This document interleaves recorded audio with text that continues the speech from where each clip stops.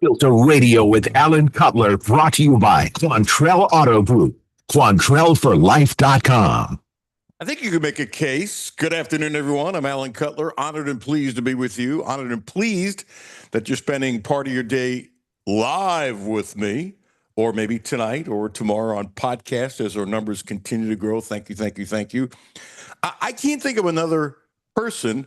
And Jimmy, if you got a better candidate, since he became a starter in right field, Marte is the most improved player in baseball. Didn't say the best player in baseball. I'm not putting him in the All-Star game, but he's spectacular when you consider where he was. And I know the Reds thought about giving up on him. They did. They did. And by the way, that happens to a lot of people. Look, the Yankees almost traded Derek Jeter. Look, the scout for the Reds who wanted to draft Jeter, and they didn't. He quit. So, all kinds of discussions happen behind closed doors that most of the time we don't find out.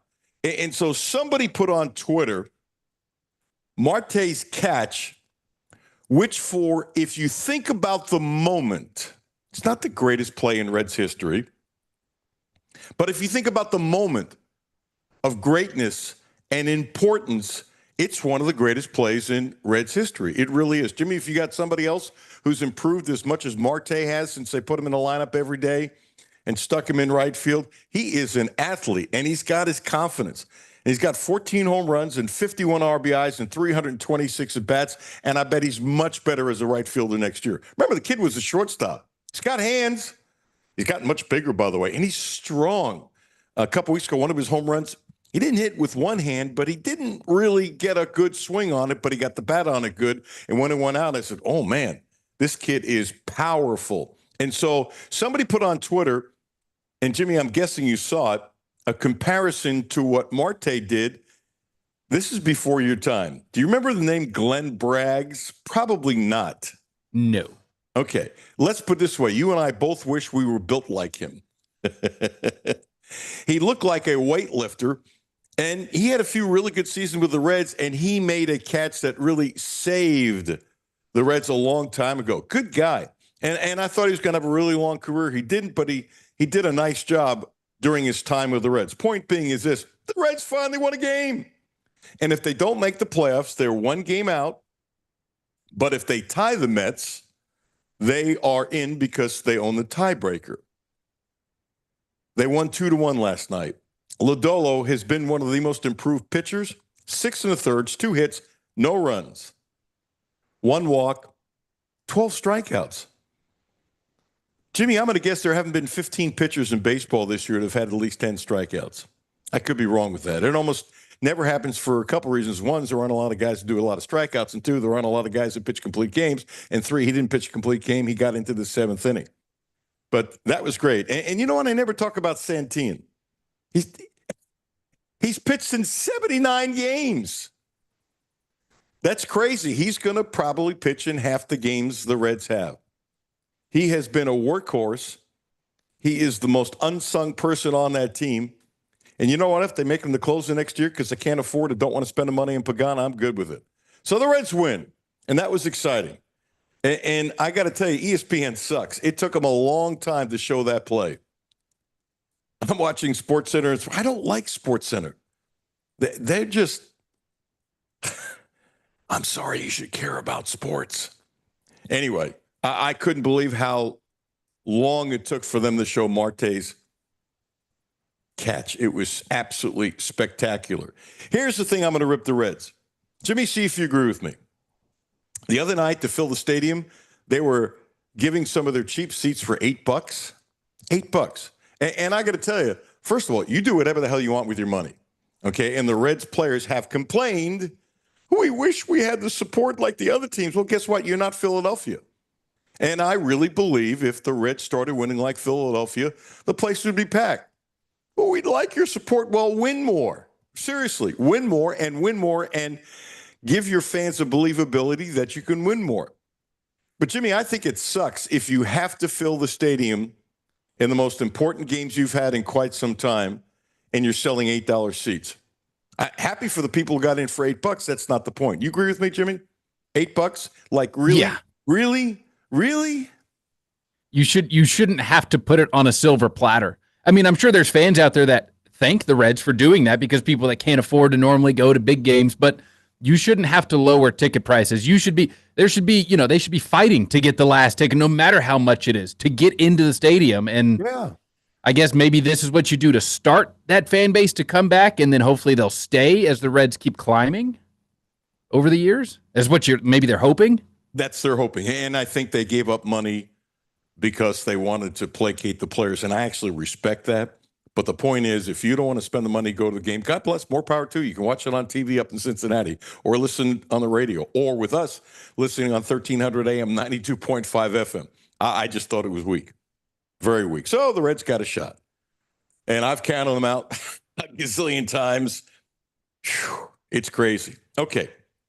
We're going to run down a bunch of stuff. Let me share with you that Derek Abney, one of the great return men in the history of the Southeastern Conference, will be joining us at 12:30. And ironically, Abney, the great Kentucky player, lives in South Carolina, and he's going to the game tomorrow. Hal McCoy on the Reds at 1 o'clock. Chris Chenault on UK. On UK. Now, we're going to talk UK. But before we do that, you got to play this Pat Kelsey thing. I find this really humorous. I think it's really smart by Kelsey. Whatever happened or didn't happen with him, Pope, I'm going to guess there were some words. I'm going to guess it wasn't crazy.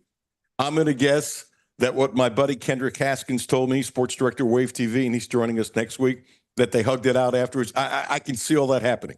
So they said a couple of words like, bah, bah, bah, bah, bah, bah, bah, bah, bah, bah, bah, and I bet that's all it was. But I like what Kelsey did. He basically said, hey, Pope, guess what? I respect you. I love you. And I want to beat the crap out of you. That's basically what it is. So he gave a little speech in Louisville. And here's what Pat Kelsey said. And obviously, a lot of Louisville people really liked it. The dream was this was a UFC fight. Dana White, the president of UFC's here. This place is packed just like this with 1,000 people. And I get there and I look up, we're dreaming. And the headliner event, the main battle, Kelsey versus Pope.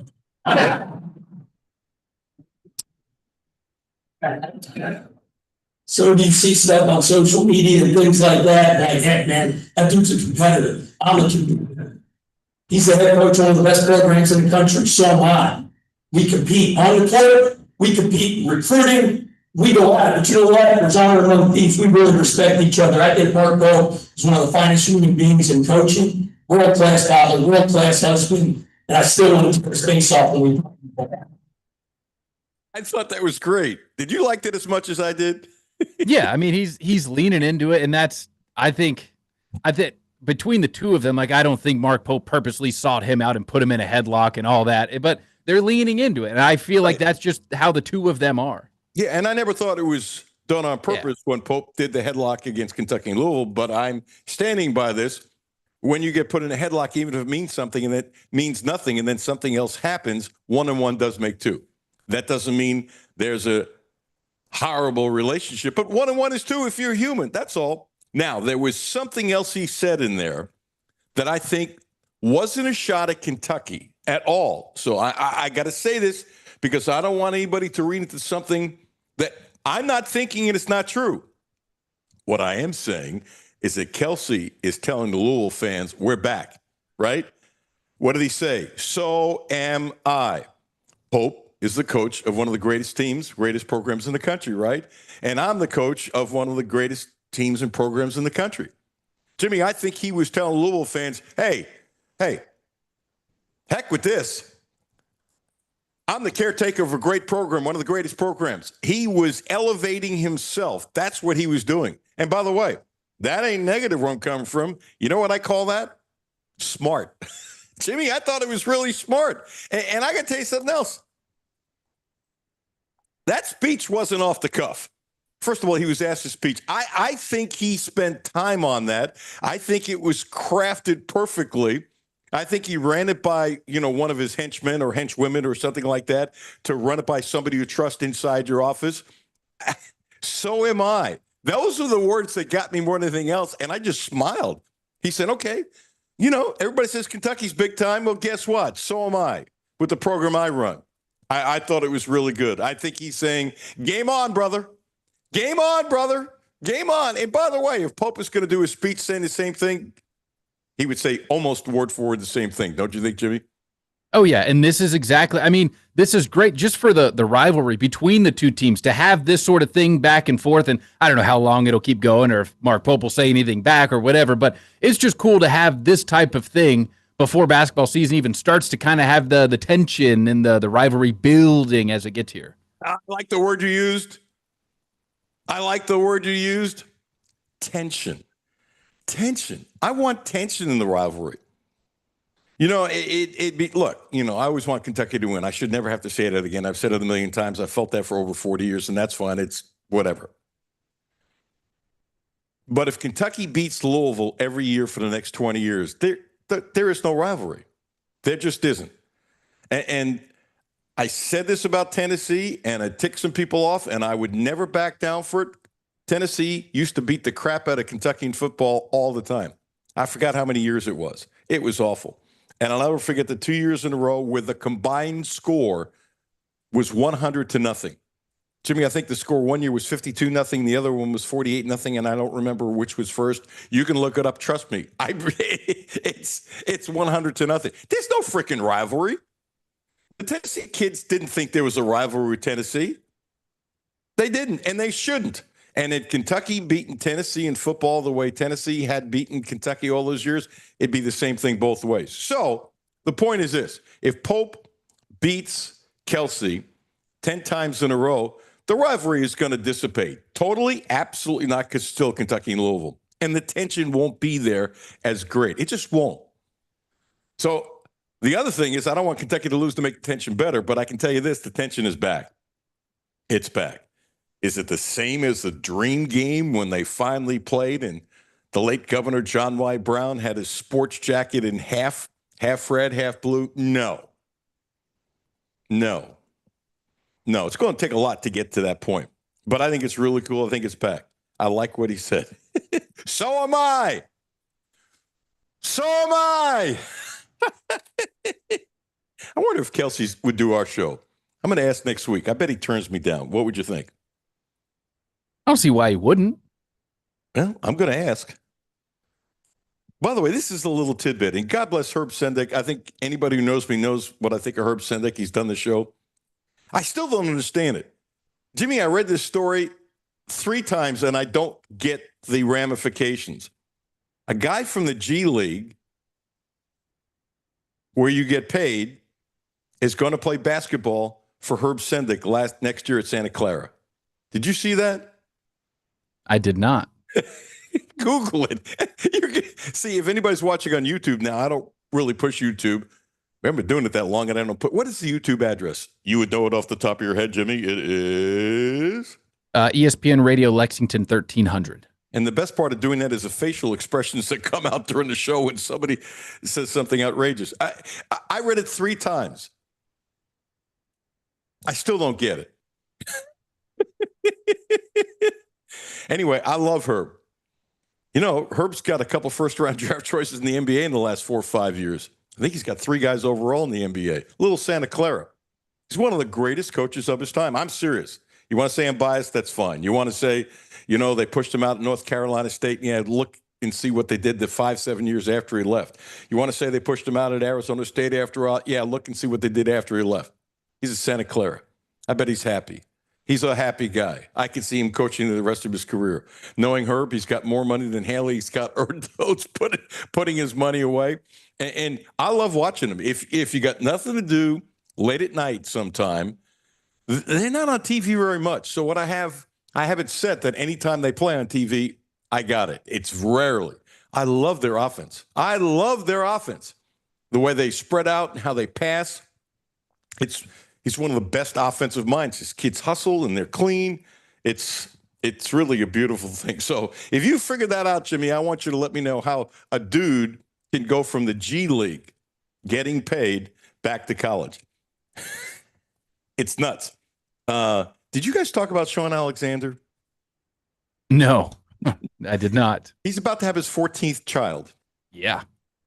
So he's a Kentucky boy, straight A student, one of the great running backs of all time.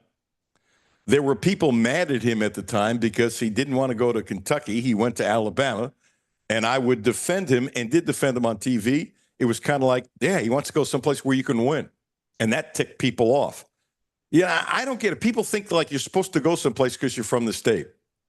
No, you're supposed to do what you want to do. And if that doesn't fit with your neighbor, too bad. It's your career, whatever. You know, he had over 9,000 yards with Seattle. He had 100 rushing touchdowns. 2 years in the NFL, he led the NFL in touchdowns from the line of scrimmage. He's a quasi-Hall of Famer. Jimmy, I was playing around with this last night a little bit, and when you look at his totals, not just rushing touchdowns, but he could catch the ball and how valuable he was to Seattle, I could make a case that he belongs in the Hall of Fame. I could also make a case that others belong in the Hall of Fame. But he never gets any love for it. Anyway, just throwing it out there because he's about to have his 14th child. So, Jimmy, I wonder what the odds are. He has 10 girls and 3 boys. So do you say he's due for boy number 4? Or I think just playing the percentages, yeah, I would think. Maybe. I have this wish for his wife. You ready for this? Yeah. I really hope he's not going to keep on trying until he has a boys basketball team. Yeah, I think 14 is a good. I thought Baker's does, and they probably were thinking we could probably stop at 13, but I guess we'll do it one more. And by the way, kind, caring, considerate, smart, humble. And what I remember of Sean, it wouldn't surprise me with as much as he made in the NFL, he probably can afford to have 14 kids. I just thought that was most unusual. Want to play a little sound. It is 12:18. We can do a little sound. And one of the things that I think is important is what I call the ticked off level. Brad White, I think, is a hell of a defensive coordinator. And I think a lot of people think when Stoops moves on, depending if Brad White is still here, does he have a shot at becoming the head coach? Yeah. And I've told this story a number of times. When Kelly took over at LSU, he turned down a lot more money to go to LSU. Stayed here, got a really nice raise, but the raise he got from Mitch wasn't close to what he was getting at LSU. And, think about it. I don't mean to be stupid. It's not my money. But if you get a raise to $1.3 million or $4, whatever the heck it was, and if I remember right, LSU was going to pay him a little over $2 million. If you're making that money and your wife is happy and your kids are happy and you like your boss, Stoops, who's a defensive guy, and he lets Brad be Brad, which is powerful because a lot of coaches who specialize on one side of the ball meddle a lot. It really, as always, meant to me the strength of their relationship. He seemed really ticked off after the last game about the defense. He's usually calm and cool, even when he's mad. But I just felt that he was more ticked off than normal. I don't think he's going to tell us why, but I felt it in his voice. I felt it in his face. So he talks once a week. And here's the obvious question. Hey, Brad White, outstanding defensive coordinator for University of Kentucky, getting ready to play South Carolina. How did your D respond after the loss and how you pushed your kids? The message was, we didn't play well enough, and is there good stuff on film? Absolutely. But it's not about the good stuff. It's the bad stuff that gets you beat. And, trying to eliminate the bad plays, the bad moments. And so that's been the focus. And it's not all going to get corrected in one day. It's a process in that regard. You try to put out those fires each and every day. Something else comes. We always talk about it's about putting out little brush fires that pop up. You think something's good, you move on to another topic, and then eventually that thing, oh man, I got to put water back over there. So that's the goal, is to trying to eliminate the negative plays that hurt us as much as just focusing on doing more of the good. The good will take care of itself. We need more neutral. If we can move negative plays to neutral plays, then we'll be in good shape. Good stuff. A little bit more on how his kids and how his players and how his defenders responded to the tough coaching. Clip 2. Yeah, I mean, I think they've done a nice job, like responding in the meeting room and then coming out to practice field, but you just don't know right until they get another opportunity at it. So, you know, you got to have that short memory out there, and play the next play. Play the next play. What every coach says a million times. The one thing about Sellers, the South Carolina quarterback, physically speaking, he's NFL ready. Look, you're going to draft him in the top 10, which I could easily see happening. The way he can run, you know, listed as 6'3", 240, might be more. He made a play against Missouri. I'm not sure there's another quarterback in college football today could make that play. Going to his left and the throw he made, it's unbelievable. I think he needs more snaps. But if I'm him and you want to draft me in the first 10, see ya. See ya. A lot of these quarterbacks need what I call more snaps. I think it's important, but it doesn't matter. You can't really defend him. And one of the strengths about him that Brad White has been pushing, that a lot of quarterbacks don't like going to their left. So you push them to the left. Well, guess what? Sellers can go left, right. It doesn't make a difference. I think for South Carolina to win tomorrow, he's going to have at least 75, 80 yards rushing, because they had a -9 against Missouri and they gave up a ton of yards rushing. So I don't know how you stop Sellers. He's very unique. He's one of the great athletes in the country. Here's clip number 3 from Brad, talking about the word confidence, and it's a fine line because you're going to get coached up, and when you get coached up hard, if it gets to your confidence, you're screwed.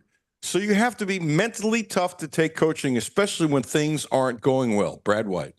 You have to be confident when you step on the field. It doesn't mean you can't get criticized. It doesn't mean that if you can't take criticism, then you're not going to be able to play in our defense. And to a man, they would not be proud of the performance as a whole against Eastern Michigan. Again, which there were plenty of plays that were really good. Heck yeah, there's about 63 of them. But there was about 7 or 8 that were just really disappointing. And we have to clean those up because those lose your ball games. And so you've got to be willing to take that criticism. And it can't always just be a pat on the back. Oh, man, because I don't want to hurt their feelings or lose their head. They better learn, hey, listen, I'm going to take criticism, but I'm still confident stepping back out on that full. I think that's a great point. And one of the things you do in recruiting is you try to make sure that the kids that you are offering scholarships to will be able to handle tough coaching. And sometimes you get that feeling in recruiting, they show up, it doesn't work. It's just the way it is. But for a lot of coaches, that's really important. And I think it's become a little more important than ever before because with all the NIL money and a lot of players not listening, I think it's gone back the other way with the pendulum about players being more professional. They're making money. They want to go to the next level. And I think there's more players listening today than might have been 2 years ago. I really believe that. It's a feel thing based upon comments I see, read, hear, other things. It's like a lot of players are getting it. Some will blow the money like anybody would blow money.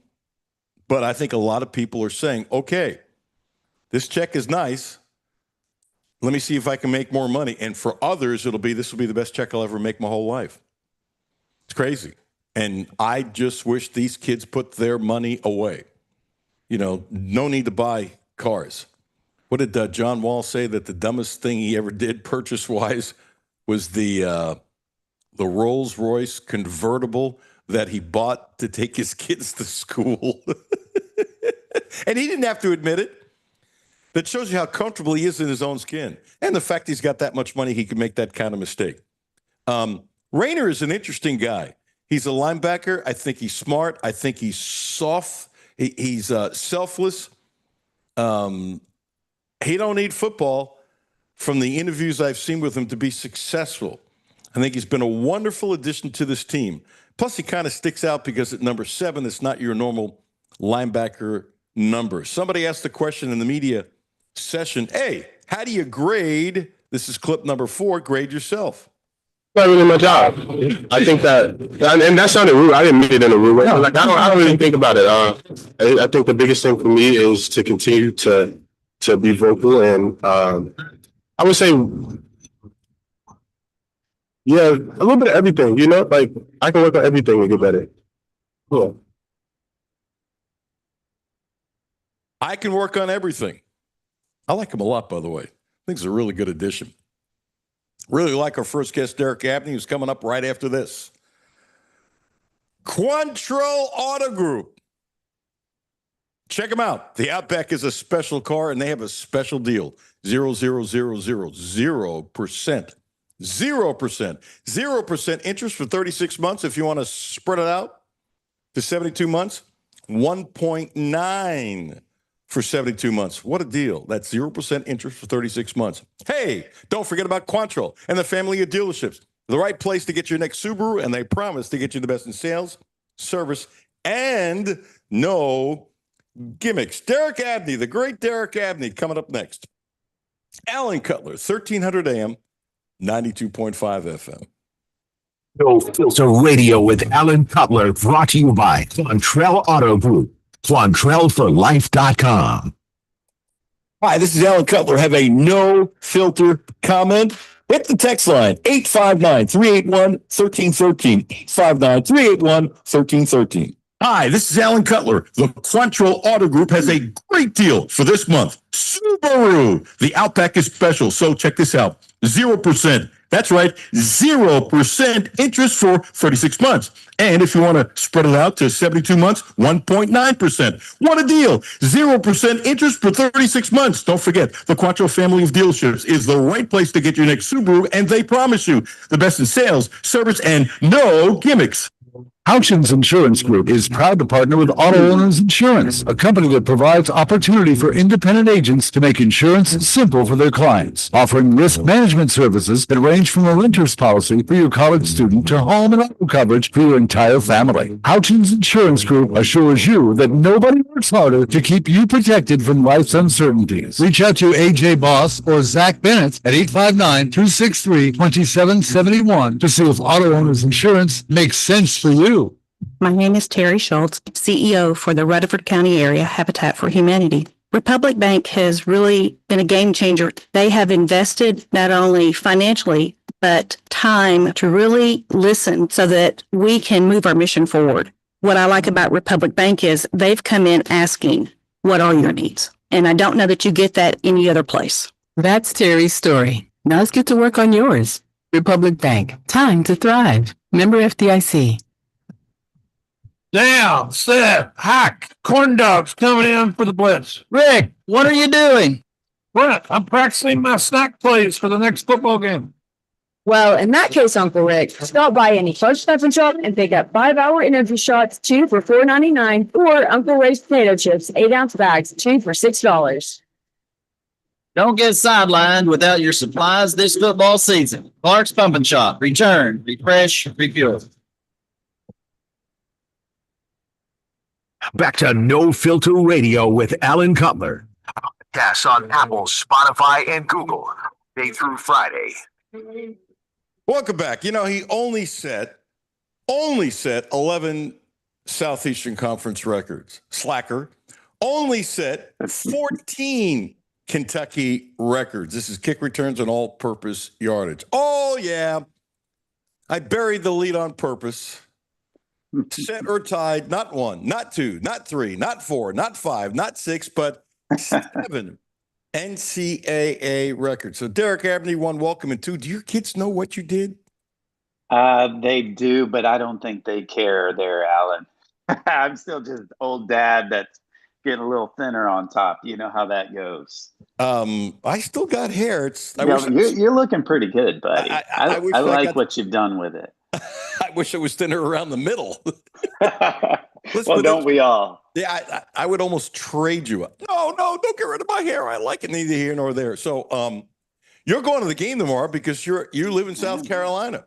I do. I try to make it a habit when we play here I live in Charleston, South Carolina, and we play in Columbia to make it up there. And fortunately get to take my 2 girls, and this will be the second time they go with me together. And really looking forward to it.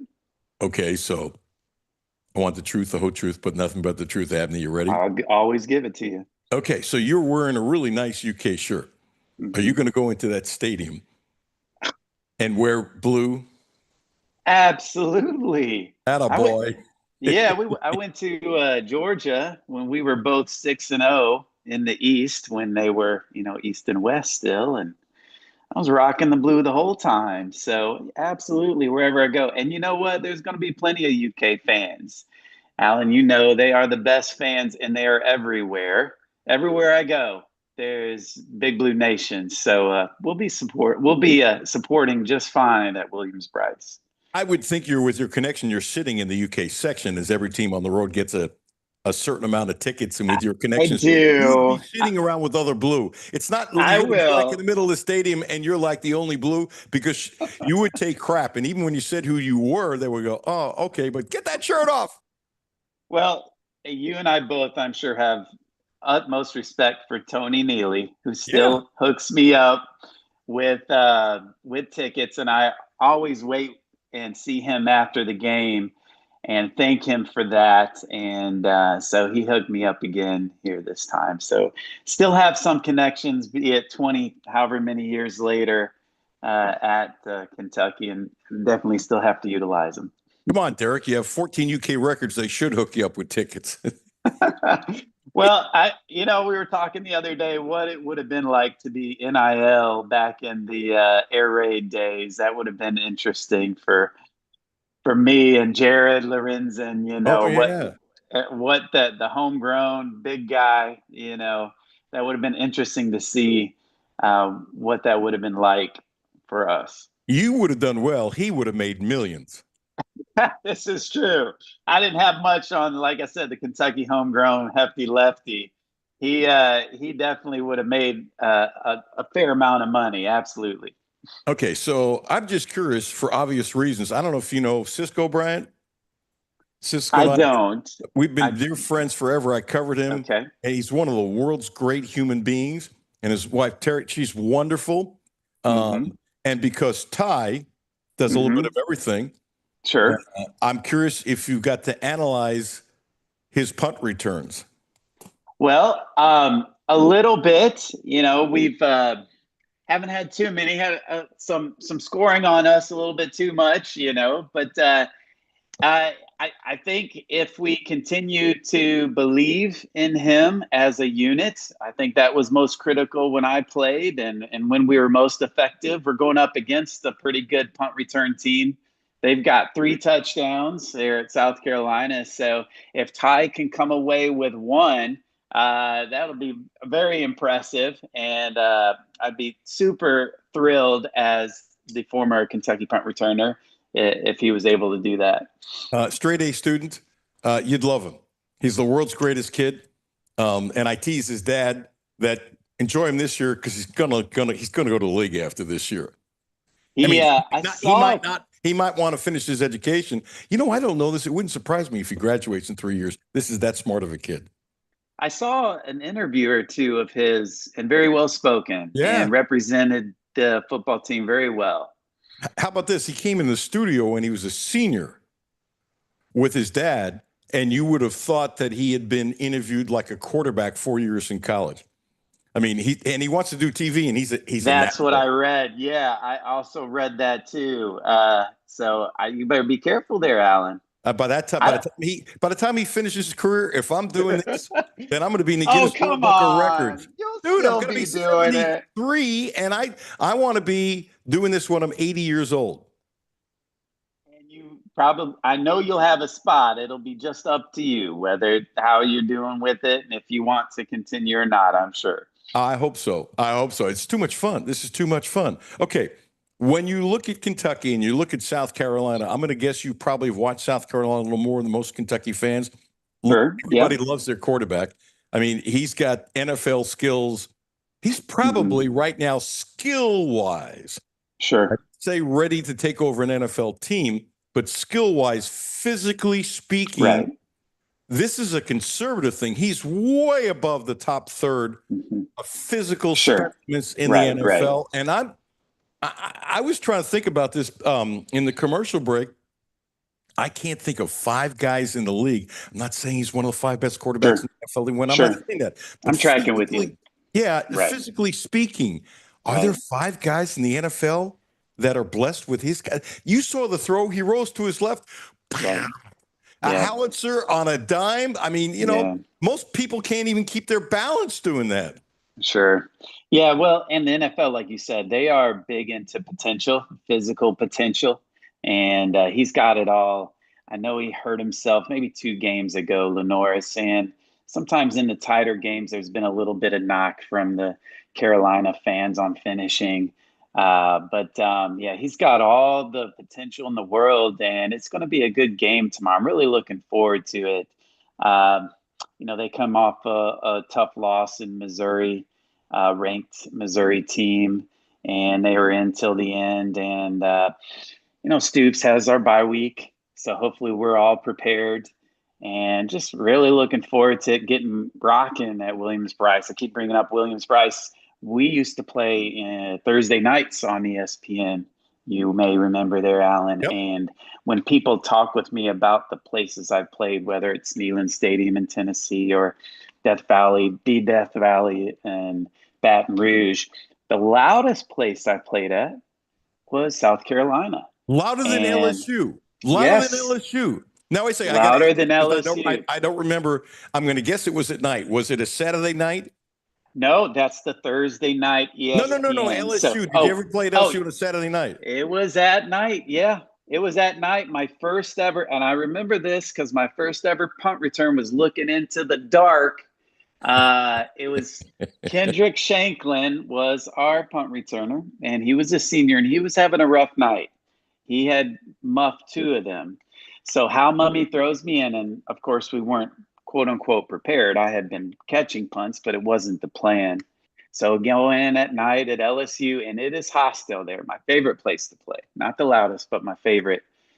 And the punter booted this thing a mile in the air, and I'm sitting on the 10-yard line out, and I'm thinking about the 7 NCAA records I'm gonna tie and 14 Kentucky, right? That's what I'm thinking about. No, I'm freaking out. My first ever punt, and do you know what I did, Alan? You know what I did? My first ever punt. I muffed it. I muffed it at LSU. My first ever punt, freaking out. But fortunately, I believed in myself, and the future was a little different after that. But loved playing at LSU just like I did South Carolina. You know, it's interesting. There are a lot of guys, and you've seen it and played with guys, when they get a chance and they muff it up, very often the coach buries you. Sure. And so that's a credit to Mummy that he believed you could do it. And knowing he threw you in when he really didn't want to, but felt desperate. And that's not a disrespect to you, but move him in. See if this jives with your thought process. Before I went down to LSU for a night game, somebody told me around UK, Cutler, you're going to get cursed out in ways you don't understand. You're not going to understand it. You don't get their language, but you're just going to know you got cursed out. And I'm going, that's really ridiculous. And then I'm on the sidelines. Started laughing because I was with my camera guy who has to kneel down. You can't even stand the way the place is just nuts. I mean, every photographer needs to go to a chiropractor after shooting an LSU game. It's just the way it is. And plus, I'm with my photographer, and they can say, duh, you're not from around here. Man, people started yelling at me, and I was standing up, sit down, and da-da-da-da-da-da. And first of all, I can't repeat it, and I didn't know what the heck they said anyway. Well, and that's partly why I enjoyed it so much. I've got 2 stories directly related to that. Please. So Jared and I and the rest of the team, before we would go out into the game and we would warm up, we would make sure that we would bring our helmets, and then we'd warm up by the student section, because they were throwing stuff at us, yelling things that we can't repeat, like you said, and we just loved every bit of it. And even prior to that, when you come in, you're on 2 buses, you're focused on the game. It's super quiet, but it's kind of early. So the real fans are there. and we're in the parking lot of the stadium, and I'm looking out, and I see either a grandpa and a grandson, or a great grandpa and a great grandson, and they've just recognized what this bus is full of.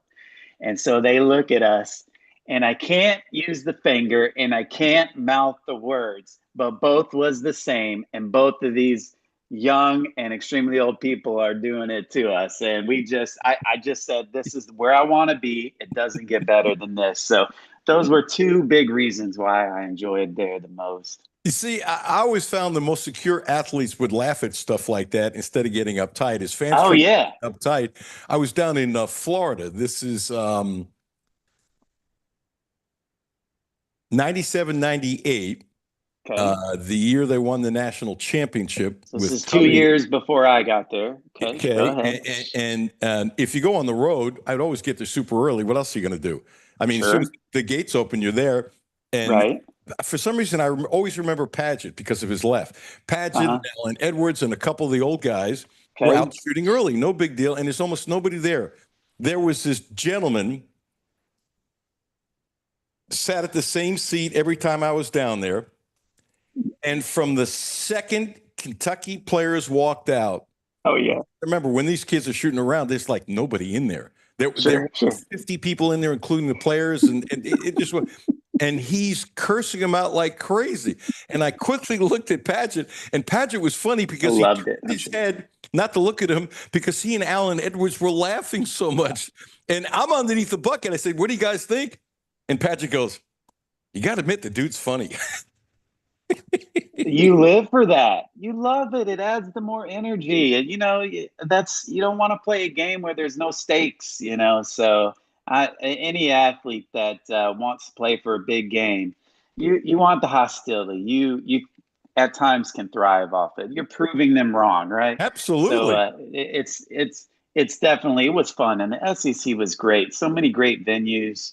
Obviously the best teams with a very passionate fan base. So loved playing my time in all the stadiums. Derek Abney, kind enough to join us. You said you had two stories. You have a second one? Well, those two were related, where I would go and with the helmet prior to the game, we'd work out the student section, and then them flipping us off, the old man and the young man flipping us off. It was great. It's too bad there weren't cell phones, because to get a picture of the old man and the kid doing that, and the kid was probably copying his grandpa or something like, or great grandpa, whatever heck it was, which just absolutely makes it better. So here's the deep probing question, which shows you I should have been on 60 Minutes as a reporter. You ready? Okay, let's hear it. I can't even do this with a straight face. How many times were you in such a hostile environment when you played at Kentucky that you had to put a helmet on for safety when you were warming up? Just one place. And loved every bit of it. And like I said, that was why it was my favorite. All right, you look at this Kentucky team. Tell me the stuff you like. Tell me the stuff that bothers you. Tell me the stuff that you're saying, what's in your head? When you have a reporter and you're looking at this team, what do you see?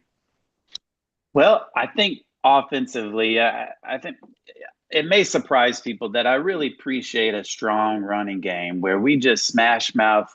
A team can just take over a defensive line or a defense in general. And so with this veteran transfer offensive line, I've seen flashes of domination. I've really appreciated that. Also with fewer mistakes, whether it's penalties or what have you, that we may have had as a consequence of that last year. So that's been good to see.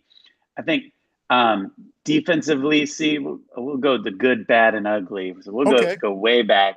Maybe the bad I'd like to see better is just scoring defense. We can bend without breaking, and I'd like to improve upon that, where we're holding teams to very few points. That would be better. And then, some of the criticisms regarding coaching and the big picture with Stoops. One thing that kind of frustrated me, and I can't remember which game it was, Alan. It might have been Eastern Michigan, where we're fourth down, middle of the field, and we're deciding whether to go for it or not. It's an either or, and the play clock is running down. So what did we do? We called a timeout, and then we proceeded to punt the ball. So to me, that was disappointing because in these situations, you should have already determined, I'm not going to burn a timeout in the middle of the field if I'm going to punt or not. And you need to, that's a coaching decision determined well ahead of time, not in the middle of the emotional situation. And so we need that timeout, we burn it, and then we decide to punt anyway. So that's been disappointing only because we've seen some of this and we've seen a little bit of that in previous years that I was hoping we should clean up. So I would like to see a little bit more of these play times where the coaches are favorable to other coaches, and we're helping win the game, helping the players win the game because of our coaching decisions in these important times. Yeah, and not only that, you expect a coach who's in like his 13th year, you wouldn't have to go through that kind of thing versus the first. The other thing too is, now put yourself, Derek Abney, as a player. You know, this sounds so silly. Players aren't stupid. They know what the hell is going on. I don't care if you're 18 or 19 years. You know. And so when you see, I don't care if it's Kentucky, Louisville, Oshkosh, Virginia, you see that your coach blew a timeout and it's negative, and now you have to go out and play the next play and not, have a hangover, and your coach didn't help you. How do you keep your energy? How do you keep your resolve? How do you keep from not letting it get to you? Because I'm sorry, players are human. Male, female, you're human. And you have to overcome things, and I get it. But it still has to be difficult when it's what I call a gimme, when something shouldn't have happened. Yeah, it's tough, like you said, with young men. It can snowball. And what I tried to do, because I had 3 head coaches, 4 possession coaches, and we went through a lot of, turmoil when I was there from 99 to 03. And what I could do is control what I could control, and overcome with my own effort, my own focus. So you do your best to understand that it's a game for them too, just like it is yourself, and you're making mistakes just like they are. It can be frustrating, but you're a team together, so you win and lose together. So yeah, and then honestly, you're so focused on yourself, Alan. So you have enough to worry about. So a lot of times as a player, it can be frustrating, but there's so much going on besides analyzing should we have taken a timeout or not, that you just try to focus on what you can control. So it may not be as impactful to the players as some of the fans and others may think. It is to their individual performance. They're their coverage, am I cover 1, 2? They're focused on that primarily. So fortunately, I think they're just as much during the game focused on their own role. And that's really cool, and I respect that. I guess my thing is, because you're supposed to be focused on cover 1, cover 2, what am I doing, this kind of stuff, would it prevent you from doing it because a thought comes in your mind, what the blank, blank, blank, blank, oh, I got to do this. And there is at least a momentary pause about what's going on. Everybody does it. Now, how quickly do you get it back? It has to affect. Look, you were very mentally strong. You had to be playing at 120 pounds. I kind of snuck that in there. But I fail to believe, and I don't care if it's the Green Bay Packers. I really don't. I fail to believe that 85 guys can do what you suggested. Do I think a lot of guys can? Absolutely. All? No. Don't buy it. You agree? Well, you get the real good ones that see the big picture. And they're not just X's and O's in the now. And that's what makes them good.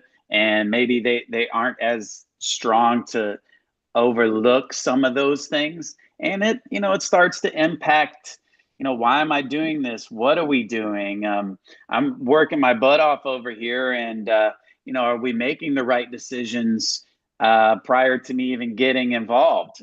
So it can impact you if you don't compartmentalize it and control what you can control. Like you said, young men, sometimes it can be a little much. It's not just about X's and O's. There are other factors, and all those things go to winning and losing. I'm really excited about the future of Cutler bowling. Really, really, really, really, really, really, really excited. I don't know if you know the family background. His sister was like the best high school player in the country. Besides basketball, went to Oregon. Okay. I didn't know that. Played Okay. basketball at Western.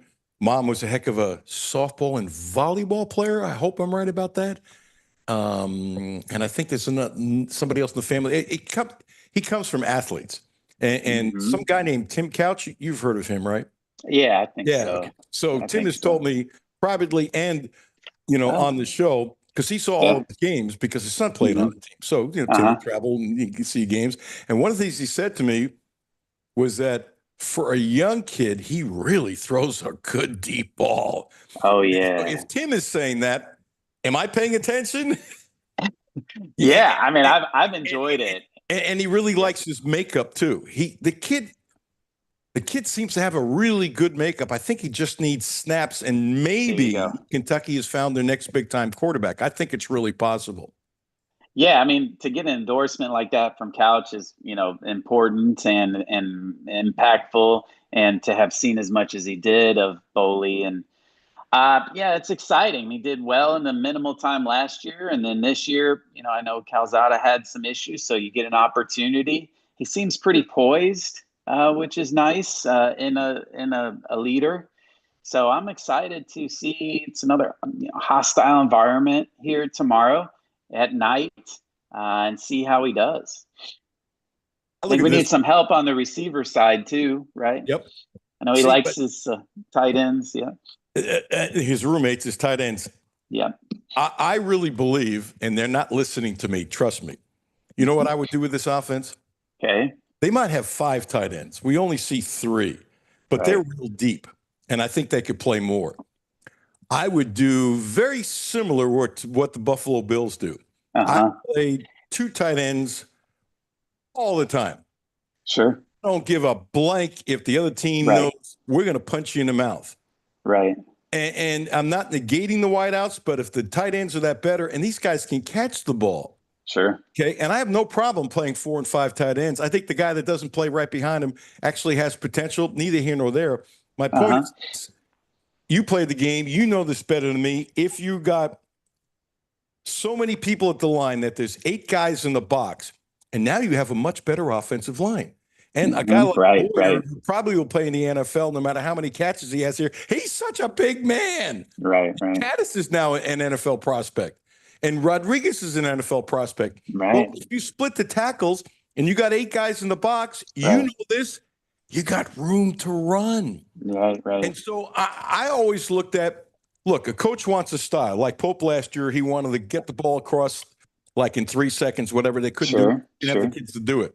They're going to do it this year. I really believe you're going to see a totally different Kentucky team taking the ball, and they're coming out so fast and coming across the midcourt line. A lot more threes even, too. Yeah, a lot more threes and a lot more open threes because it's going to be so fast and guys running to space and stuff like that. My point is this.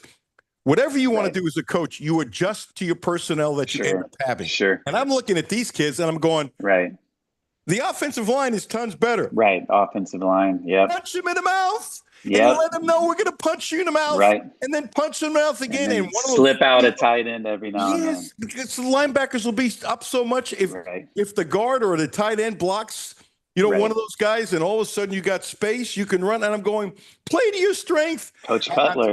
I'm still Coach waiting. Cutler's got it worked out. It's hard to argue against my phone's ringing. My phone's ringing. Maybe it's wanting advice. But Derek, I'm serious. I don't get it. I really don't get whatever your strength is. Look, I like Moneyball. That would be my choice. Okay. Yeah. Most people's, right? Yeah. He's never going to play that. I get it. But now you got guys that'll punch you in the mouth. Yeah. Yeah. You got an offensive line you could work that with, and the synergy with that, and then some great tight ends that can block and then slip out.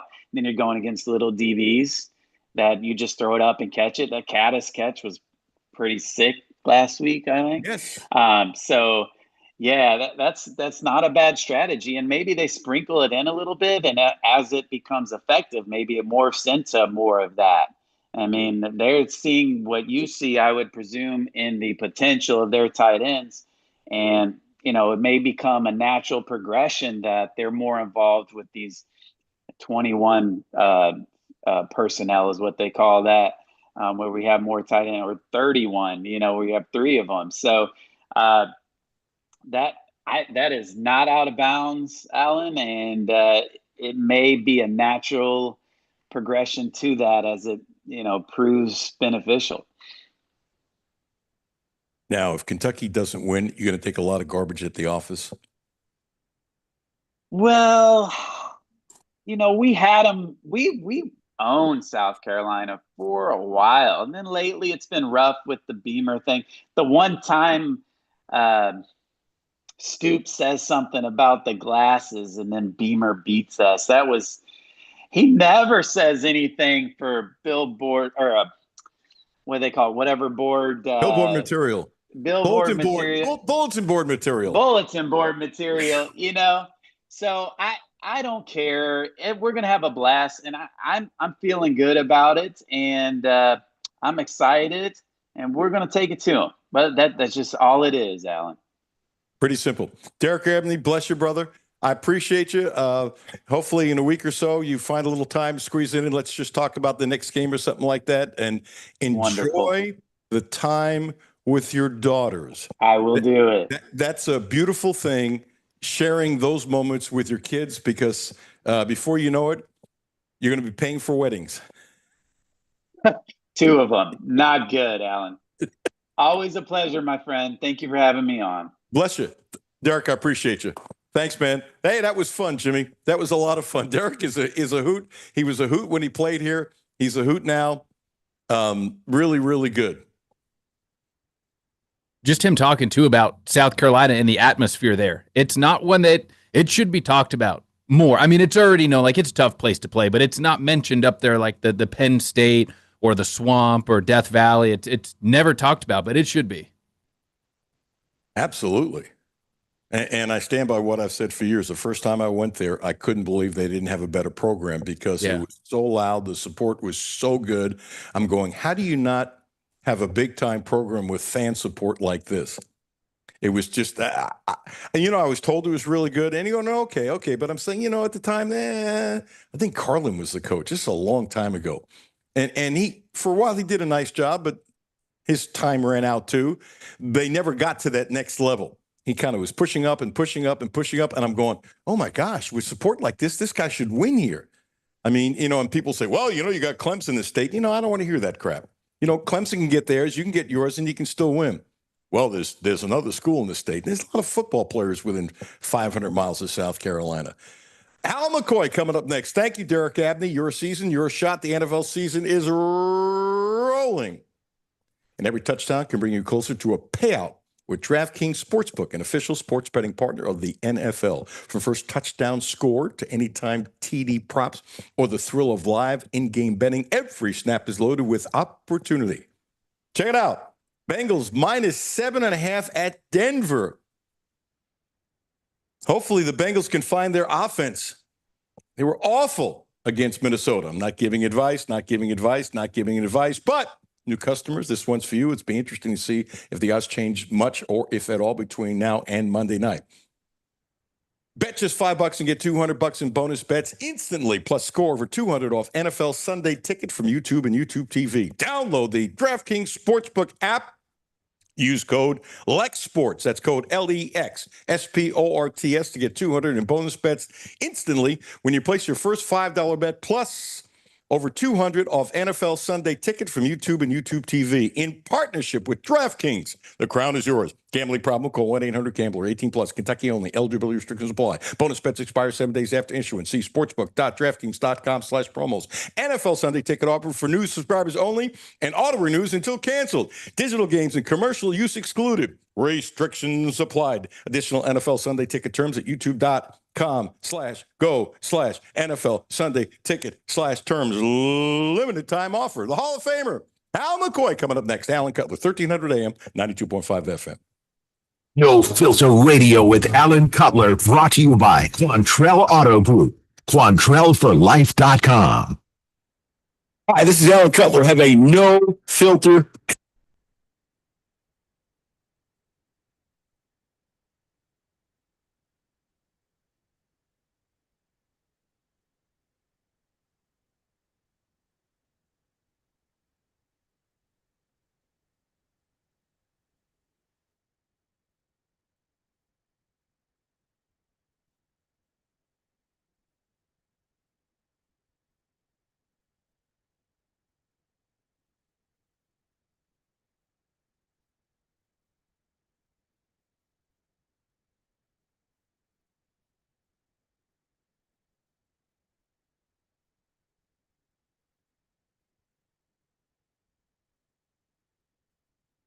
That's right, 0% interest for 36 months. And if you want to spread it out to 72 months, 1.9%. What a deal! 0% interest for 36 months. Don't forget, the Quattro family of dealerships is the right place to get your next Subaru, and they promise you the best in sales, service, and no gimmicks.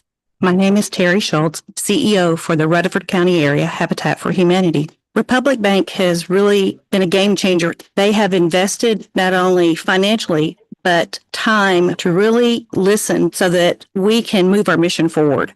What I like about Republic Bank is they've come in asking, what are your needs? And I don't know that you get that any other place. That's Terry's story. Now let's get to work on yours. Republic Bank. Time to thrive. Member FDIC. Houchins Insurance Group is proud to partner with Auto Owners Insurance, a company that provides opportunity for independent agents to make insurance simple for their clients, offering risk management services that range from a renter's policy for your college student to home and auto coverage for your entire family. Houchins Insurance Group assures you that nobody works harder to keep you protected from life's uncertainties. Reach out to AJ Boss or Zach Bennett at 859-263-2771 to see if Auto Owners Insurance makes sense for you. 223 CV Lexington. ESPN Sports Radio 1300 and 92.5. WLXG Lexington and LM Communications Broadcasting Station. The only no-filter sports show in Kentucky. It's the Alan Cutler Show with award-winning TV sportscaster Alan Cutler. Talking baseball. Talking baseball. The man and Bobby Fella, the scooter, the barber, and the nuke. Marte all the way back. Leaps at the wall.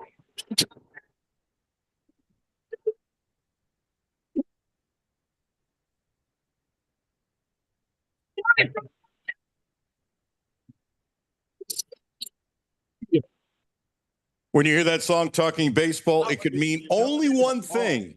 The song makes me smile. Hearing this man's voice makes me smile. The Hall of Famer in the Hall of Fame in Cooperstown. Hal McCoy. Hal, how are you, buddy? I'm doing fine. How you doing? I'm great. I'm great. So, you know, you've only been watching and covering the Reds for over 50 years. So I don't know if you have enough experience for me to ask you this question, but can I do it? Absolutely. I'm not saying it's the greatest play ever in Cincinnati history. I'm not saying that. But I'm trying to get a feel for, because of the clutch situation, because that might have knocked them out of any shot of the playoffs realistically. Marte making that catch, taking a home run away. The Reds win 2-1 over the hapless Pirates, and if they don't make it, it's because they can't beat the Pirates. But is that one of the greatest clutch defensive plays in the history of the Cincinnati Reds, or am I hyping it too much?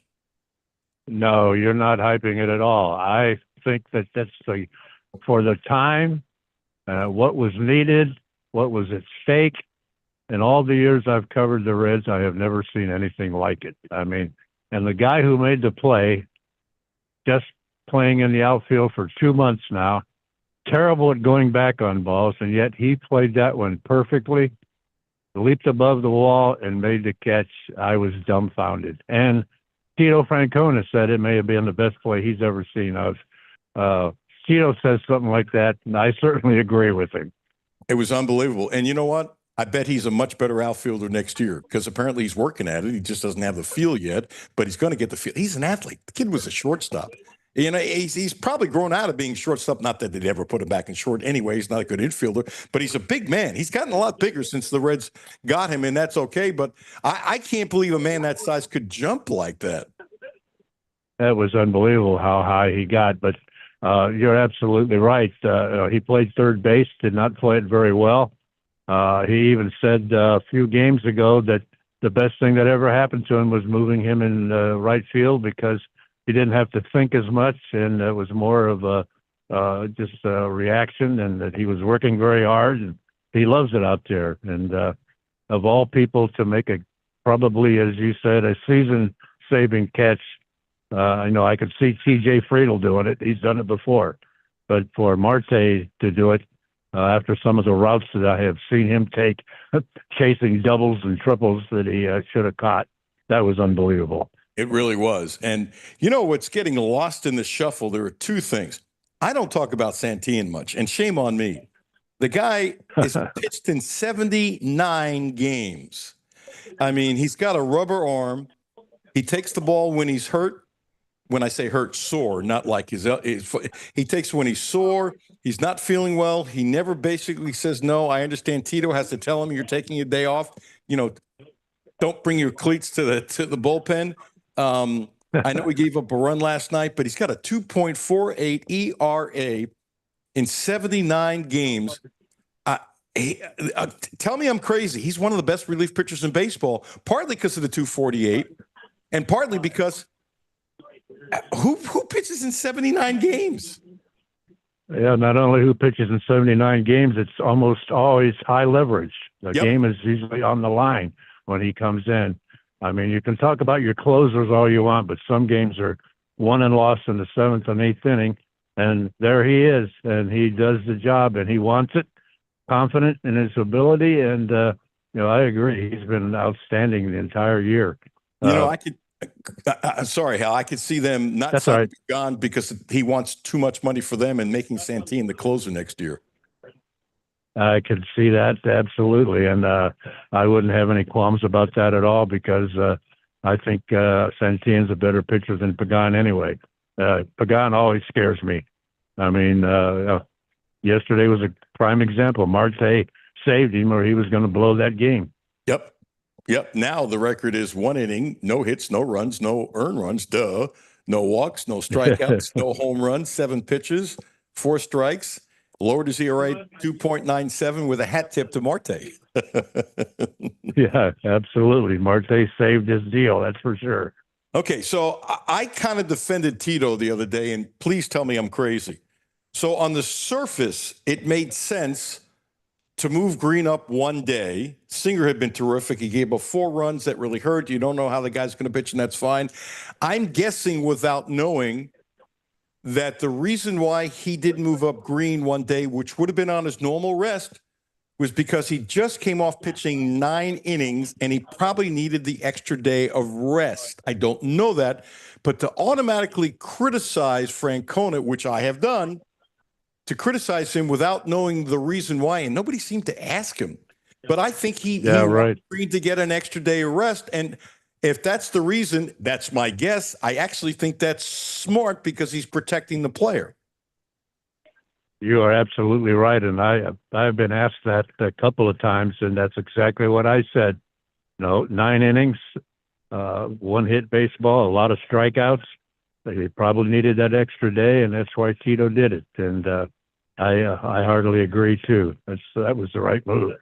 I mean, we know how injury prone he has been. Yep. And why take a chance? Yep. And then extra day, especially if you go in the playoffs. Well, if you make the playoffs, he's going to start the first game, which would be a blessing if you get that far. And I can see somebody saying, well, if you don't get that far, it doesn't matter. But the rest is like a beautiful word this time of year. Hal, I forgot. You probably were at the game. I would bet 100-1 when 1,000 years ago, Glenn Braggs, who I thought was going to have a long career, did a really nice job with the Reds, built like a great weightlifter. Wish I was built like that. Made great catch in Pittsburgh. Yeah. It made catch. I was there. Very similar. Yes, I do. Very, very similar. I was in Three Rivers Stadium in Pittsburgh, and he was playing right field and went above the wall and robbed a home run. Absolutely. That same deal. I have to interrupt for a second, real quick, for breaking news. KSR is reporting that Kentucky running back Jamarian Wilcox was arrested Friday and charged with first-degree sexual abuse. Wilcox is yet to play this season for the Kentucky Wildcats. We'll just leave it at that. I've talked about it before, and I won't interrupt Hal McCoy, but breaking news is breaking news. Are you optimistic or not that the Reds can get in? Because all they have to do, as you know, is tie the Mets because they own the tiebreaker. Yeah, absolutely. Unfortunately, they're playing in Milwaukee where they don't know how to play baseball. And Milwaukee does know how, and I can't see them. They got to win probably at least 2 out of 3 and probably would have to sweep.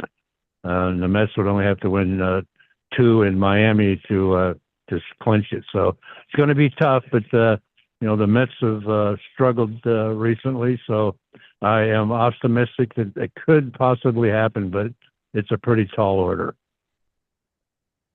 It seems to me, as much as we both can criticize Tito when you see him up close, he has brought a toughness to the team that they didn't have, and you would hope that would carry over to next year. But when it comes to fundamental baseball, I think a lot of it is between your ears. You can do things. You might not be able to run the 40-yard dash as quick as Ellie, but you can be fundamentally sound. And I look at Milwaukee, and I'm going, they run circles around the Reds when it comes to doing all the little things versus the Reds. Am I wrong? No, you're absolutely right. That's what makes them so good. They do everything. They have everything. They have good pitching, good relief pitching, and their fundamentals are just as sound as you get. And that's in this day and age of baseball, you don't see that very often. But they do all the little things that other teams don't do. Is it in the minor leagues?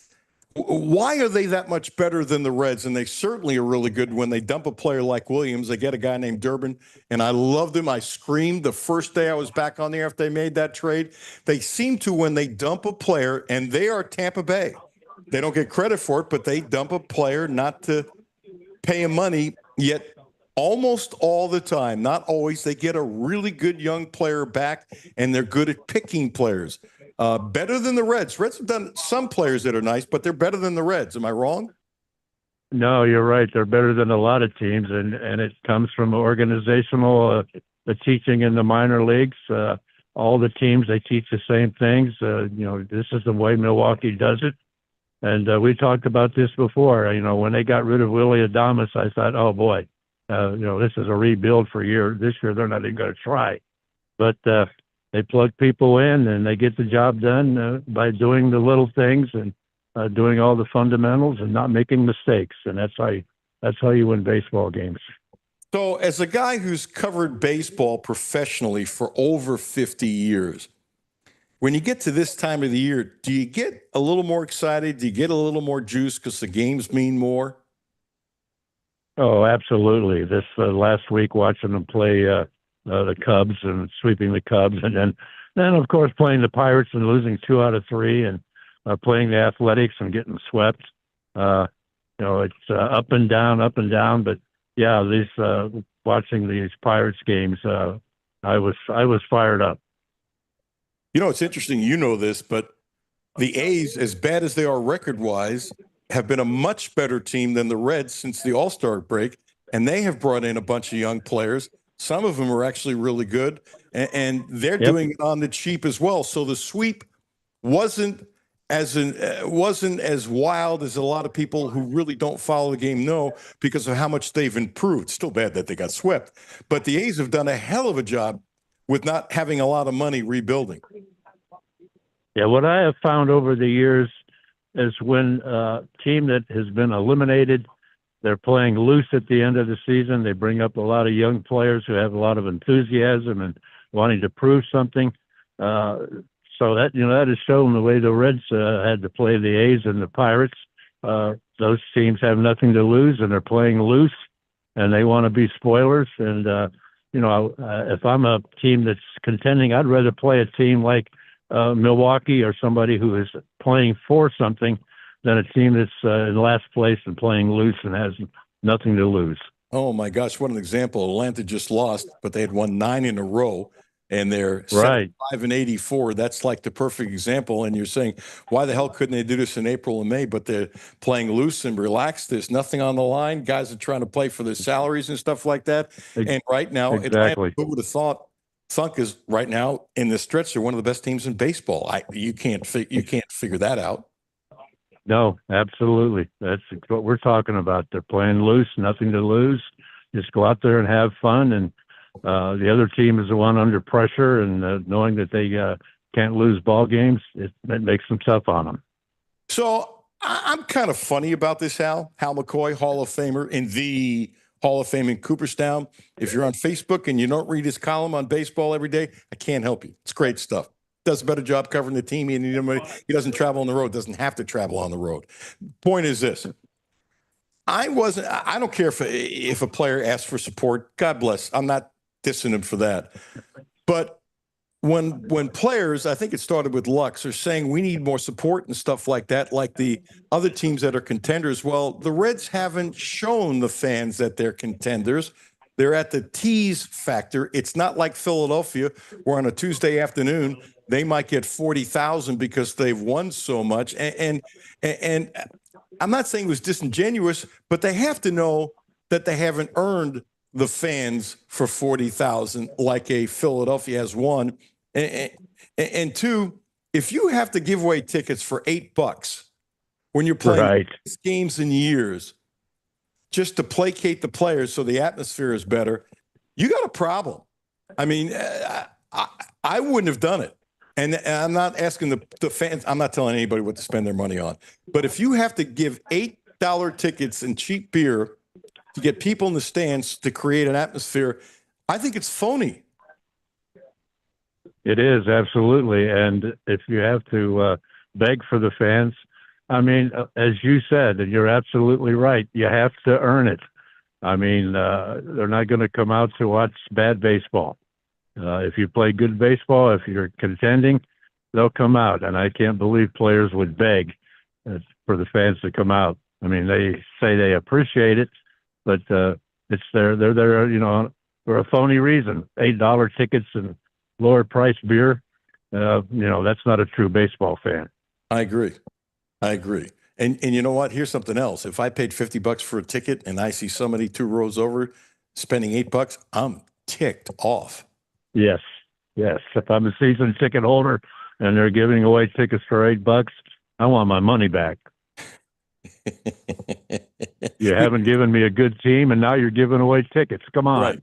Yeah. I mean, it'd also be nice to see if they could fill it up just organically, that kind of thing. I still say this. Cincinnati is a great baseball town, and anybody within the sound of my voice, and I know we got a bunch of people listening in Cincinnati and Louisville and Indianapolis and stuff, which I appreciate it, but that's a great baseball town. And I know you feel this way. If they win 90 games next year where they go deep in the playoffs or not, and then maybe the year after they'll be, because usually the year after you start winning, attendance gets better. I think they'll come close to filling the place up. People will want to come. People won't think about, I'm spending $50 a ticket plus beer and all that kind of stuff. They'll just do it based upon emotion. Yes, they will. And if you have a winner, they'll keep coming. But if you don't, then they'll disappear again. But it's all about winning and all about putting a team on the field that wants to win, being competitive, and as they say, build it and they will come. Best thing about the Reds this year, worst thing about the Reds this year, Mr. Hall of Famer Hal McCoy, is? The best thing is they do not quit. They could easily quit several times, but they keep coming back. They are very competitive late in the games. They try hard all the way. The worst thing is they keep leaving guys on base with runners in scoring position time after time after time. No situational hitting. Everybody goes up there trying to hit a home run. Nobody hits the ball to the right side. Nobody bunts.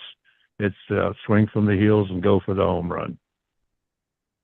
See, that's my pet peeve. For example, when Boone played third base for the Reds, he would swing from his heels. And I'm going, the guy's at second base. Just hit a line drive to center field like you would in BP. And I don't understand why they don't grain in their souls. You know what? If you're up 5-3 and there's guys on second and you want to take a big swing, go for it. But if you're down 5-3, the guy's on second base, just get a base hit. Ease up. Make it 5-4. It becomes contagious. And to me, honestly, it's dumb baseball. I think when they is from the heels, it's dumb baseball. It's all goes back to analytics and the three true outcomes: home run, strikeout, or walk. Nobody wants to go to right field to move the runners over. They do. It's by accident on an outside pitch usually. I don't know. I would kind of convince the guys, here's the deal. If you're driving more runs because you're just hitting a little single, that kind of stuff, you're going to make more money anyway. And there's still plenty of at-bats if you're a regular to swing harder. It's common sense. And I got to tell you, that starts from the top down. That has to be an edict before spring training. Yes. This is what we're going to do. And I don't care, excuse me, if it's Class A, AAA, whatever. This is how we're doing it all over the organization because it's painful to watch all these guys on base and everybody's trying to be a hero. And the odds of being a hero is minuscule. Right. I can't believe that Tito lets him get away with this stuff. He's a great baseball guy, been around forever, won at different places, and yet sits there and watch these guys leave runners in scoring position without doing something to get him in. I can't believe he hasn't said something or done something about it. Maybe he will next year. You think he's trying to just establish his presence and the clubhouse, and then you add on things next year? Yes, I think he will be more demanding and of his players to do things the right way. I think he's done a lot of observing and sees what he has and what he doesn't have and who can do what and who can do nothing. And I think you're going to see a different Tito next year. I hope you're right. Hal McCoy, anything else on your mind? And bless you, brother. I always appreciate your time. You're a joy to read on Facebook. You got anything else that I wasn't smart enough to ask you? No, I'm sitting on the patio of the Lego Italian restaurant in Cleveland, and I got some rigatoni waiting for me. Oh, then hang up with me. Are you kidding? I hope the rigatoni's not cold. God bless you. No. I'm sitting with three other people, and I told them I was going to be on the radio, and they're waiting on me. Oh, well, tell them I said thank you. I'm hanging up. Enjoy the rigatoni. Thank you, sir. Thank you, Hal. You're the best. Take care, buddy. See ya. Hal McCoy. Oh, come on. That's asking too much. His friends are waiting for him. Now, he told me he was going to be in a restaurant in Cleveland and it'd be really cool. And I almost said, don't do the show. And he was really nice, but I didn't think his friends would be waiting for him. Hopefully the waiter just dropped out right as he was hanging up. They come around the corner, and there it is. See, you know what? Hal could write a really great book. Seriously, it just hit me, and I got to ask him this time he comes on. As much as he traveled, he probably knows the best restaurants in every major league city, and not just the most expensive restaurants, but you know what I call the mom and pop hole in the walls, where X place might be the most expensive Italian restaurant. It might be really good, it probably is, but there's some place that charges you half the amount, but it's a mom and pop kind of thing, and I bet he knows all those places. Oh yeah, all the places that have 5 tables, and you got to know somebody to get in. Those are the places that he's been, like you said, traveling with teams and going everywhere. He needs to have not a cookbook, but just a traveling the country, which state has the best this food or that food. I feel bad. He's not having his rigatoni because he was doing our show. I feel guilty. Should I feel guilty? He seemed to be okay. Yeah, he was. He wouldn't have done it otherwise. We'll need a recap of how good the rigatoni is, though. You know what? You're right. I'm going to ask him to come on next week, and I'll say, as long as it's warm and they didn't reheat it up, then I won't feel bad. Actually, my mouth is watering. Knowing Hal, I bet it's really good rigatoni. I'll tell you what else is really good. Blue Lotus Health, 859-533-0914. 859-533-0914. Now also providing a licensed massage therapist. Ramon Carriego, special dude, acupuncture. He can help your health. He's helped me. He's a special man. Please use my name. Blue Lotus Health, 859-533-0914 on Versailles Road. Chris Chenault, never shy. Alan Cutler, Coming up next, 1300 AM, 92.5 FM.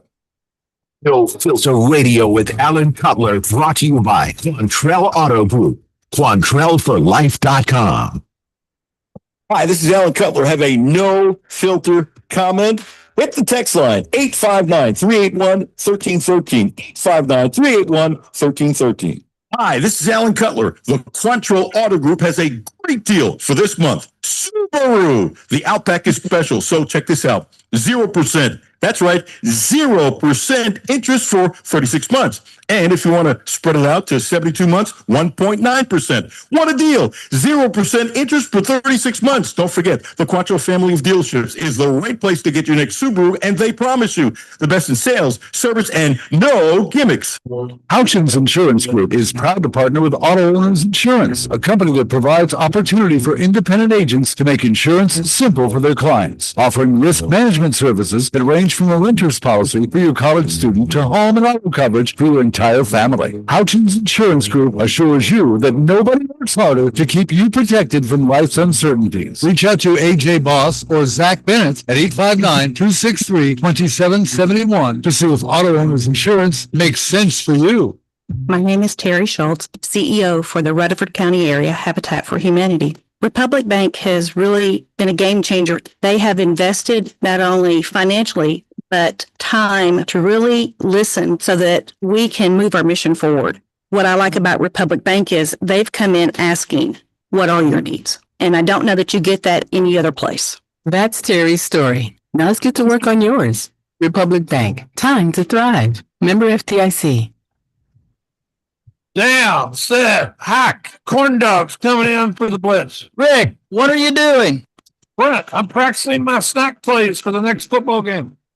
Well, in that case, Uncle Rick, stop by any Fudge Stuff and Shop and pick up 5-hour energy shots, 2 for $4.99, or Uncle Ray's potato chips, 8-ounce bags, 2 for $6. Don't get sidelined without your supplies this football season. Clark's Pump and Shop. Return, refresh, refuel. Back to No Filter Radio with Alan Cutler. Podcasts on Apple, Spotify, and Google, Monday through Friday. Yeah, huge opportunity for us. Can't wait to experience SEC arenas. Looking for the what sort of challenges do you have to, are you just be facing going up this week, and particularly in pass protection? Well, making sure that I'm leaning into my fundamentals, not doing more than I'm asked, trusting myself. Trusting myself. Big Pete, who I think has done very well for UK. The offensive line, I think, has done much, much, much better. I think this is a game in the trenches. Missouri can't run the ball. They're not good at stopping the run. They have 2 starting offensive linemen that will not be playing. Christian Alt, I couldn't have said this last year. Tell me I'm nuts, Christian Alt. Studley, former linebacker for Kentucky, number 2 all time. Do you realize when you're 90 years old, you're still going to be number 2 on the all-time UK list? You will. Yeah. You told me. I looked into it with today's game. It'll stand. I hope. You will. No, I wish I'm here at 90 and I still got my same Peter Pan complex. I ain't never growing up. If people don't know what a Peter Pan complex is, I just love life, and I'm gonna keep going into it. That's how my dad was, and then within a week, gone. But that's the way I want to go. Okay, that's the second best line you've ever given with all the times you've been on. The first one was the time you told the story about eating your own boogers. That was the best. You can bring that up, but that's true. We was all little kids, and you can't say when you was a kid you didn't snack on a little salty one. I did not. Yes, you did. I did not. You call me a liar? Yes. And by the way, do I think a lot of kids have done it? Yes. Do I think there's anything wrong with it? No. It's a shock value. Somebody trying to beat you up, man, can I have that one? And then they leave you alone. People won't ask you for your meal, your cookie, nothing. Drink after you. That's a really good point. Nobody's going to steal your chocolate chip cookies. No. I'm past that now. I don't do it now. Yeah, well, I feel like it's intentionally. Now I have hit somebody and that snot come flipping around and get right in the corner of my lip, but usually he's got the same thing too. But Let's put it this way. I would be afraid if you hit somebody. You're a big, strong man. Oh yes, it was fun back then. I hit one guy and my contacts came out. Now I'm sitting there feeling these little wet plastic thing on mine. This dude's like, "What?" I said, "Yeah, I can't see." And run over. Yeah, I've got a picture of a trainer trying to put his finger in my eye, and I'm all hyped up for a game. And I'm like, "This ain't gonna work." I mean, I got poked in the eye and stuff, and I'm sitting there like, "Ugh." Yeah. But I didn't have to see that much to get the job done. If you can hit, and you can hit. So I look at this game. I really think, and I had no idea I'd be saying this in August, that they can absolutely, unequivocally punch South Carolina in the mouth and win this game in the trenches. And that wasn't even a thought in my cranium in August. I honestly didn't know how good South Carolina was going to be. I figured they would be better, like a lot of people did. I didn't realize that they would have these kinds of problems. They get 2 offensive linemen that are out, and they lost 7 starters on defense, and they still got some really good kids, but it's not the same. I think they can win the game in the trenches. If I would have said that in August, you'd have said that in August, I'd probably tell you to take a drug test. Well, I also told you who the quarterback would be just by practice. I said that Bowler has it, and yes, you did. Yeah, he's got it, and I'm like you. I think they can really beat South Carolina, and they have to, because this is a pivotal game, in my opinion, for their season, their confidence, and I want to see what they do against SEC competition. They lost a lot of starters, but those kids they recruited are still 3 and 4 stars. It should be a good test. Yeah, you know what? Let me throw this at you. Had they lost the Toledo game, that might have been one of the 2 or 3 worst losses in Stoops' history, and that could have ruined the season. And so when you have a team that's Mensa, which is what Kentucky is, they're trying to prove that they're better than Mensa. A game like this is huge, but the Toledo game was huge, believe it or not, because if Toledo come in here and upset Kentucky, this game probably wouldn't mean anything because people would have been out of the boat already. So I think this is a series of tests for Kentucky. A few of the other games that should be winnable, that it's going to be that big. I don't think this is the only one, is what I'm saying. Well, I agree with that too. It's that first hurdle that I think that's at a legitimate height. Toledo's a good team. They had a previous record, but you still dealing with an SEC type recruitment for Kentucky. And I expected them to, if they've lost that game, I really would have had a depression part going on with me now. But I really think we can beat South Carolina. I expect it for us to win. I'm going to get off Kentucky for a second. This is the kind of thing drives me nuts. The fans just drive me nuts. Stroud is a wonderful young quarterback for the Texans. Really, they're not having a good year, but let's put it this way. He's going to be a studly NFL quarterback for a long time. He's supposed to be a really nice kid and a really smart kid and all that. So he didn't grow up in Texas. He's a Southern California kid. And there are people busting his chops because he likes baseball caps. And he's got baseball caps for every team. What the hell do I care? And because he's not wearing an Astros hat. I forgot what it was, a Yankee hat or something else. He was all kinds. People have called up the team saying he's being disrespectful. How dare he? What the hell is wrong with people? You got a class young man who's a hell of a quarterback, leader of the team. They're having a bad start. Okay. And I like their coach Ryan a lot. I hope they don't get on his case. They're lucky to have him. That's not the point. What is wrong with people that you'll actually call up the main office and say Stroud needs to get rid of that hat? It's being disrespectful. What is wrong with people? In today's age, people, we call them haters. I mean, they see something, they see a kid, the starting quarterback, they don't have no one else on that team. And when he first came in, he shocked the league. He's having a little bit of problems, but to criticize people seems like it's the number one pastime right now. People can't just be happy in the moment. To be happy to be alive, the sun's shining. Then you got a football team, you got a quarterback, and they're gonna find any little thing to pick with you. I think, who was it? LeBron James is a Dallas Cowboys fan. Why on earth? I don't know, and I'm watching that documentary now. It's just people's preference, and the ones who usually are making those comments are the ones who are usually sitting in their mama's basement. Well, let's put it this way. If I'm a Texans fan, they're having a bad year, I'm saying we're lucky to have Stroud. Yeah. Kid. I'm an old guy. He's a class act. He's really good. He's smart. He's a leader. I mean, everybody needs a franchise quarterback. Not everybody has one. He's one of them. And they're complaining about his hats. That stuff people drive me nuts. They'll attack at quarterback, and I think the best example of people just giving up on quarterbacks when they see the talent, they just don't like the attitude or how they present themselves is Baker down at Tampa Bay. I think he's the luckiest quarterback. He gets out of Cleveland and goes down to Tampa. He's done made the Pro Bowl, got a new contract, but he got out of Cleveland. Man is batting 1,000 in my opinion, and people don't look at it like what do you have to be mad about? You go to palm trees every day and stuff like that. And he's in the NFL. He's trying to win. If he wants to distract himself by concentrating on baseball, that's fine. I mean, whenever I got excited, I will try to remember baseball players' names and stuff like that. It just keeps you calm. You know, it's a cruel world out there. It's cruel and stupid. Yeah. And by the way, Baker Mayfield gives credit to him getting religious and changing his mental attitude. He said it fixes marriage, fixed everything. And he kind of grew up by getting religious. And he could not have been a special quarterback in Cleveland without that. The question is, could he be a special quarterback in Cleveland with that? Maybe not. Yeah. And when people say they get religious, I mean, I went through a same moment like that 3 years ago. But my thing is, when I do that, I talk. I vent to for a better word, my higher being. And that way I have a relationship that he knows everything that's going on in my life every single day. I don't miss a day. And when you do that, it gives you a piece of calm. And I know what he's feeling. I mean, it's just something that comes along with that inner peace. You can't describe it. Internal shot clock.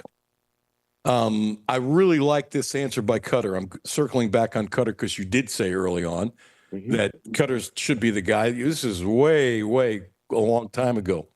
I really like how this kid, without a ton of experience in college, but he's played at a really good high school program, had really good coaches around him. He had the ear of Tim Couch if he needed. Pretty good source. I really like how he described the internal clock, and you just know, and it's a feel thing about avoiding the rush and when to get rid of the ball. To me, and I'm being serious now, I want to make a big deal of this, and I want you to tell me if you think I'm making it too big of a deal, and then I obviously want whatever your opinion is, Chris, because I respect you so much. But to me, when you have a young person who has that in his head about the feel and the internal clock, plus he's got the arm that he has and the touch that he has. To me, I'm looking at this thing. This is like really special. You just need to water the flower a little bit, and that means just get him snaps. You don't often hear freshmen talking about an internal clock and moving around the pocket by feel, that you don't have to stare at the guys. You just know. Not every quarterback has that. Would you agree? Yeah, I would totally agree with that. It's like being in that. When you're in a stadium, when you out warming up, you see the crowd, you see your family. But when that ball snaps, if you don't go to a tunnel vision type state of mind, I don't know how you can do it. It slows down for me. I'm taking my film study. I'm looking at the offensive lineman's hand, and it all just clicks. It's like a triangle all the way back to the quarterback and where he's turning. And when it slows down, I'm doing an educated guess of where that ball is going so I can get that jump just by watching film and seeing what the formation is. And as far as a quarterback, he watches everything. You got to know every position. And when that slows down for you and you get that split separation from a cornerback and a wide receiver, the ball should already be in the air. And Cutler, God, I keep calling him Bowler, he has it. And you can see it. And that thing about this, they got to exploit it. Get those wide receivers out there and just boom, boom, boom. I wish Hal Mummy come back for a little bit. What do you think Hal would do to help him out? Get him touchdowns, give him the confidence, give him that swagger, and be on that sideline knowing that you got this game in your hand. And when you can do that, it's a pitch and catch game. And you got wide receivers. He don't have to throw the long ball all the time. A little 5-yard slant with those wide receivers. I would rather have it in the hands of those speedy backs because they're thicker, they can hold it. And I just think those backs are something special just by their quickness. And I'm trying to follow him to a game. I'm like, yeah, he would have got me on that one. They're good. Punch him in the mouth. Punch him in the mouth. First play. If I ran this by you, stop me. A coach has a philosophy, okay. Yet every coach, in my mind, and I've been like this since I was a kid, you adjust your talent to your philosophy. And if you don't have exactly the talent that you want, for whatever reason, you need to adjust to your talent. Any coach that says, we're going to do it this way, there's an example with Patino I'm not going to get into, but that was a different reason. We will only do it this way, but you don't have the horses to do that. That doesn't make any sense. Last year in basketball, Pope wanted to get the ball up in like 3 seconds. Well, he didn't have the people to do that. You watch this year, Chris, they're going to be flying up the court because he's got young people to do that now that are capable of doing that. You can't do what a coach wants if you don't have the people. They got injuries, they couldn't do it. Here's my point. I'm looking at these kids, and the tight ends are getting all the love now, and they deserve it. Yes. But big, strong guys. Boyer, who's the third guy, probably going to play in the league. He's a large human being. So my point is, you got, I think, 3 Studley running backs.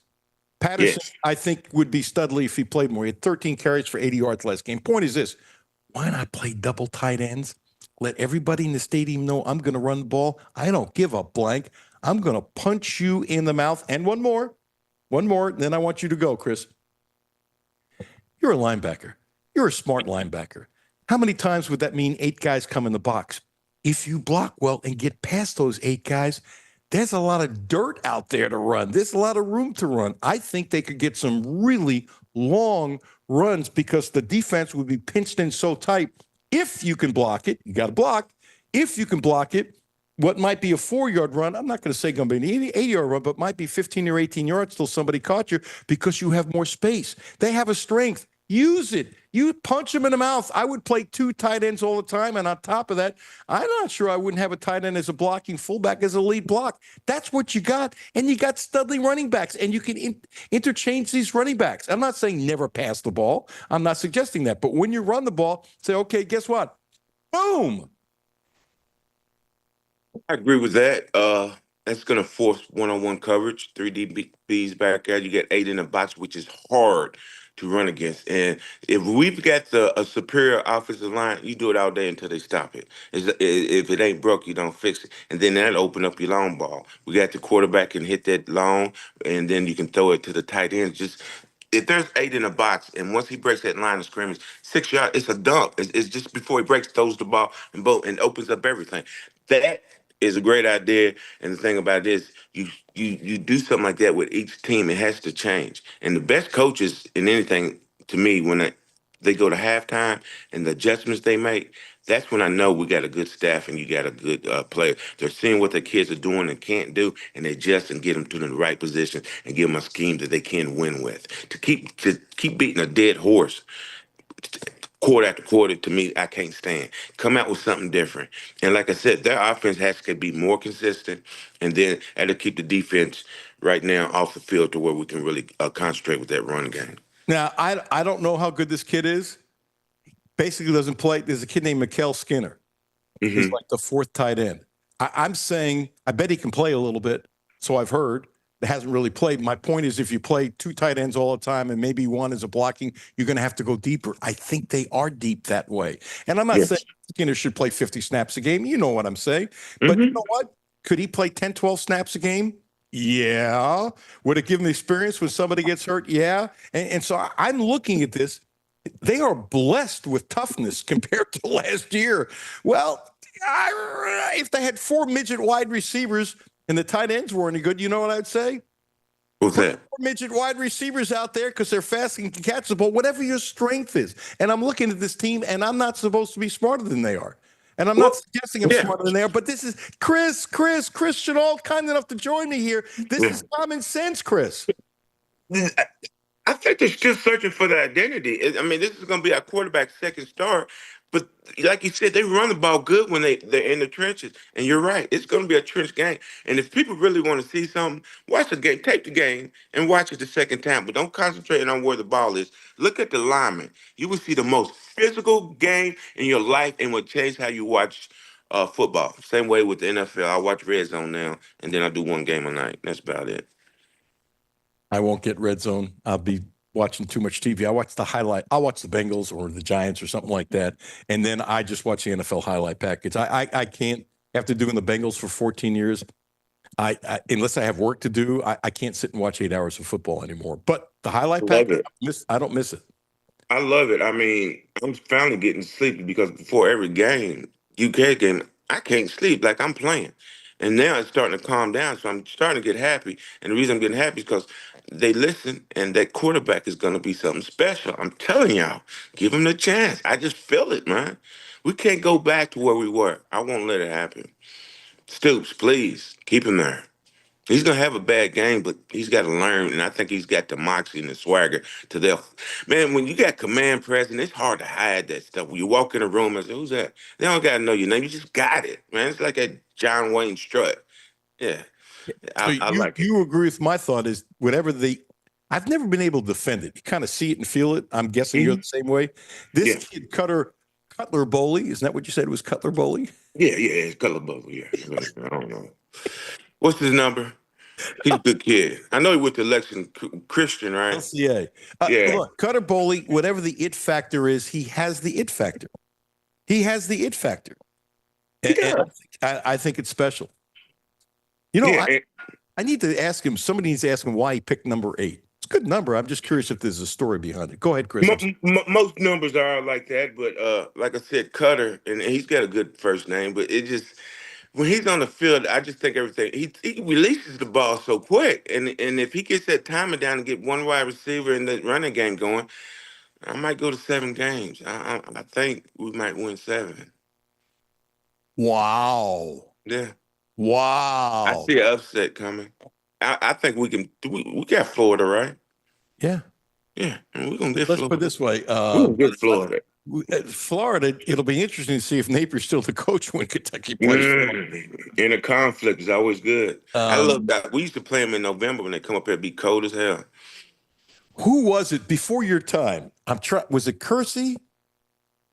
I can't remember, but I'm positive about this. This is like, Chris, you probably were in grammar school.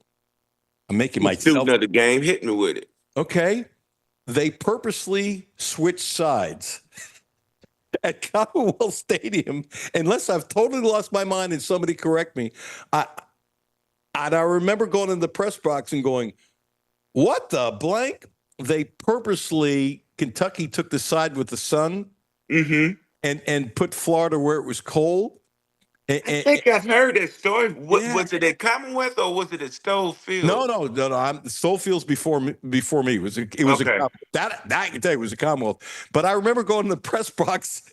I had a cup of coffee and I almost dropped it. And my thought was, this can't be an accident. This is. I almost use a word that I shouldn't use. This is absolutely. It's just brilliant. And you could see the Florida kids, and I'm not exaggerating. They were cold.